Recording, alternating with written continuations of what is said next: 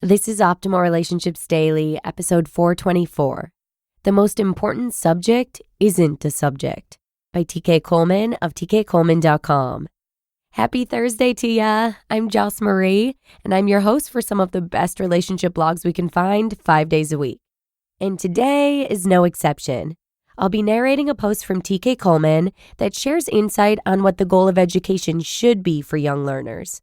So let's dive right into the helpful advice and start optimizing your life. The most important subject isn't a subject, by TK Coleman of tkcoleman.com. The goal of education isn't knowledge, it's the love of knowledge. When educators gather together to discuss various ways to stimulate people's interest in learning, these discussions are often based on the false assumption that people aren't already interested in learning in the first place. There is no such thing as a human being that isn't curious. People are innately inquisitive. In fact, a case could be made that when we're children, we're annoyingly curious. I've never met a single adult whose energy and passion for learning was capable of outlasting a child's. Children can ask questions to no end. In the absence of any authoritative demands, children can come up with all sorts of questions about random things we didn't even know one could ask questions about. And they don't stop doing this until they learn to suppress this instinct. How do they learn to suppress their natural sense of wonder? In a few ways. For starters, they learn from our impatient and frustrated reactions that asking too many questions can be a very easy way to irritate people. Secondly, it's pretty easy for adults to respond to questions, especially if we don't know the answer, as if the question isn't really that important. But those are just a couple of possibilities that are only obtained in some cases. The most powerful factor in killing the curiosity of children is the systemic way in which we compel them to place their interests on the back burner in order to study the things we adults and authority figures believe are important. For instance, to the average adult mind, it is much more important for children to learn something like math or science than it is for them to read comic books, mystery novels, or learn about the history of baseball. The logic is obvious. Subjects like math and science are clearly more relevant to practical concerns like getting a job or being a responsible human being. But this is precisely where we need to question our long-standing assumption about what is really important in education. What is the most valuable thing for a child to learn? Is it math or science or history or technology and so on? I think the answer is a compelling no. The most important thing a child can acquire is a genuine love for learning, a sincere, uncoerced passion for seeking knowledge, and an unflinching confidence in the benefits that come from opening their minds to new perspectives. In the essay on listening in Moralia by the Greek-born philosopher Plutarch, we find the following insight. Quote, "For the correct analogy for the mind is not a vessel that needs filling, but wood that needs igniting no more. And then it motivates one towards originality and instills the desire for truth. Suppose someone were to go and ask his neighbors for fire and find a substantial blaze there and just stay there continually warming himself. That is no different from someone who goes to someone else to get some of his rationality and fails to realize that he ought to ignite his innate flame, his own intellect." End quote. It seems that our dominant conception of education is still largely influenced by the mind as vessel metaphor of knowledge acquisition. Our job as teachers and responsible adults, we suppose, is to deposit the right kind of information into the minds of young learners. We are the fact dispensers, and they are the vessels into which we pour our wisdom. Moreover, this process is seen to be an intrinsically valuable one. That is, we see ourselves as being justified in taking this approach, even if our students never show interest in what we try to teach them. Should we experience any failures in getting them to embrace our fact-dispensing efforts, we generally interpret those failures as being due to a learning disorder, a character flaw, a lack of proper priorities, or a stubborn unwillingness to submit to authority. The primary problem with this metaphor and the approaches to teaching it is that it underestimates how much a person's knowledge can be devalued by their failure to clearly see the relevance, value, and beauty of such knowledge relative to their own freely chosen goals. The mere possession of knowledge can never be a substitute for a heartfelt passion for learning. There are possibilities born of love that can never be duplicated by actions that are born out of a sense of duty. If a person loves to read, loves to ask questions, loves to parse information, loves to do research, They push themselves to learn whatever they need to learn, no matter how difficult it is, when they see that knowledge as a necessary condition for creating what they want.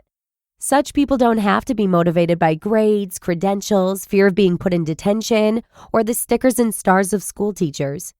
A person who loves what they know and who is genuinely curious for understanding more will make more interesting connections, be more committed to exploring new possibilities, and be more likely to creatively apply their understanding of things, in comparison with those who simply learn to become masters at passing tests and completing assignments based on what other people consider to be important.